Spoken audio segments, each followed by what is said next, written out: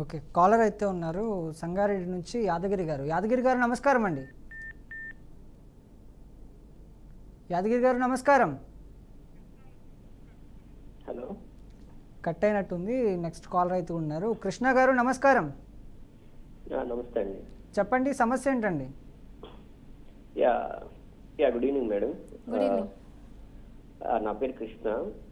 So యాక్చువల్గా 2020లో మా wife మా ఫ్యామిలీ మెంబర్స్ మీద 498 కేసు పెట్టారండి. సో అంతకుముందు ఏం జరిగిందంటే ఇట్లా 14 ఇంట్లో గొడవ చేస్తుంటే నేను డివోర్స్కి అప్లై చేశా అండర్ ది క్రూయాలిటీ గ్రౌండ్స్ కింద. సో అది అప్లై చేసిన తర్వాత 2 months కి మా అందరి మీద 498 కేసు ఫైల్ చేశారు. సో తర్వాత అది కొన్ని వేరే కోర్టుకి వేశారు. అక్కడ జస్ట్ ఫ్యామిలీ కౌన్సిలింగ్ అది ఇచ్చిన తర్వాత ఓకే వీఆర్ గుడ్, సో మేము కాంప్రమైజ్ అయ్యాం. ఇప్పుడు ప్రెసెంట్ మేము ఓకే కలిసే ఉంటున్నాం. సో అయితే ఇక్కడ విషయం ఏంటంటే తర్వాత మాకు రీసెంట్ గా తెలిసింది ఏంటంటే వాళ్ళు అప్పుడు మా మీద పేపర్ లో పబ్లిష్ చేయటం ఇవన్నీ కూడా చేశారంట. That is what we came to know that recently. So ఇప్పుడు అది చేసిన దానికి కారణం ఏంటంటే ఈ అమ్మాయి వాళ్ళ మేనమామను వాళ్ళ పేరెంట్స్. సో ఇప్పుడు అంటే నా డౌట్ ఏంటంటే ఇప్పుడు నేను వాళ్ళ మీద ఇన్ఫర్మేషన్ వేయొచ్చు. మీ దగ్గర కనుక ఒకవేళ పేపర్ పబ్లికేషన్ ఏదైతే చెప్పారో ఆ పేపర్ పబ్లికేషన్ కనుక మీకు దగ్గర ఉంటే అది తీసుకొని వెళ్ళి మీరు డిఫమేషన్ 100% వేయొచ్చు.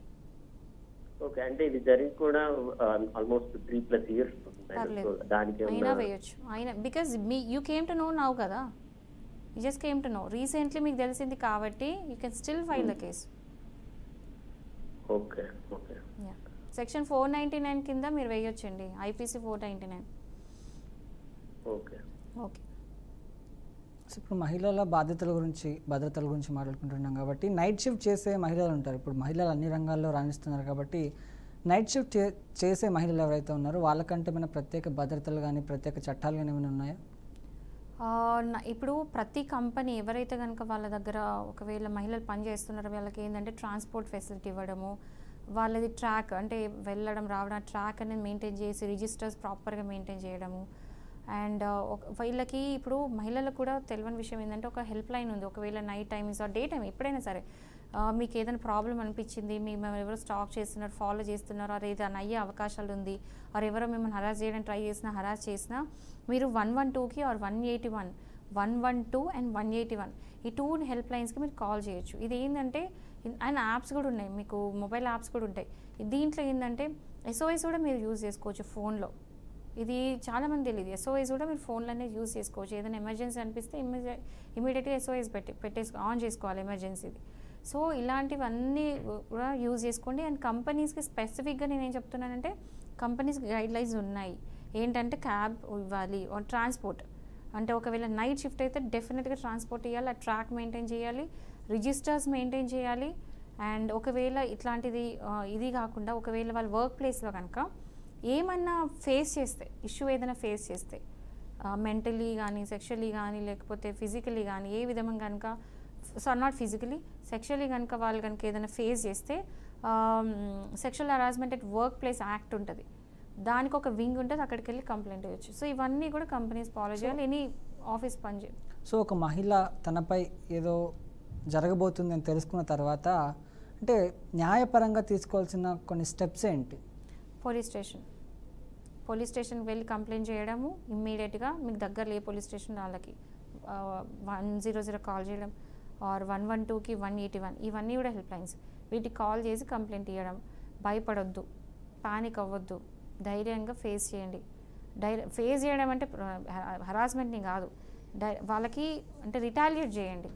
సో భయపడకుండా మీ పక్కకి ఎవరైనా ఉంటే వాళ్ళకి చెప్పడము, కంప్లైంట్ చేయడము, అలాంటి చేయడము, లేదా ఫోన్లో ఎమర్జెన్సీ కాల్స్ ఉంటాయి కదా అవి కాల్ చేయడము, వెంటనే వీడియోస్ తీయడానికి ట్రై చేయడము, అలాంటివి. ఒకవేళ క్యాబ్లో కనుక ఏమైనా ప్రాబ్లం ఫేస్ చేస్తే ఇమీడియట్గా 100 కాల్ చేసి మీరు లొకేషన్ పంపించడం. యూజువల్ ఎప్పుడైనా సరే మీరు నైట్ టైమింగ్స్లో కనుక ట్రావెల్ చేస్తున్నారు అంటే మీరు ట్రావెల్ చేసేటప్పుడు మీ లొకేషన్, మీరు షేర్ లొకేషన్ పంపించండి. ఎవరైనా మీకు కావాల్సిన వాళ్ళకి, తెలిసిన వాళ్ళకి షేర్ లొకేషన్ పంపిస్తే ఏంటంటే వాళ్ళు మీరు లొకేషన్ ట్రేస్ చేస్తూ ఉంటారు మీరు ఇంటికి చేరుకునే వరకు కూడా. సో ఇట్లాంటి సేఫ్టీ కొంచెం తీసుకోవడం మంచిది కదా.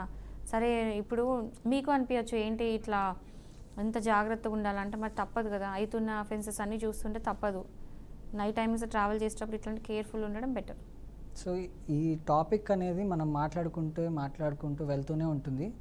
అండ్ అదే విధంగా టాపిక్ ఇది. ఎస్, అండ్ అదే విధంగా ప్రస్తుతం ఉన్న సమాజంలో ఏం జరుగుతుందంటే అబ్బాయిలకి ఎంత భద్రత అమ్మాయిలకి ఎంత భద్రత అవసరమో అబ్బాయిలకు కూడా అంతే భద్రత అవసరంగా ఉంది. ఎందుకంటే మనం రీసెంట్గా చూస్తున్న కొన్ని పరిణామాలు కూడా అలాగే ఉన్నాయి. కాబట్టి చట్టం ఏదైనా ఎవరికి చుట్టం కాదు అట్లా అని చెప్పేసి అమ్మాయిలకి ఫేవర్ కాదు, అబ్బాయిలకి ఫేవర్ కాదు. నేనంటే మహిళలకి పురుషులకి సమానమైన చట్టం వర్తిస్తుంది. సో దయచేసి ప్రతి ఒక్కరూ దీన్ని గుర్తుపెట్టుకుంటారని కోరుకుంటూ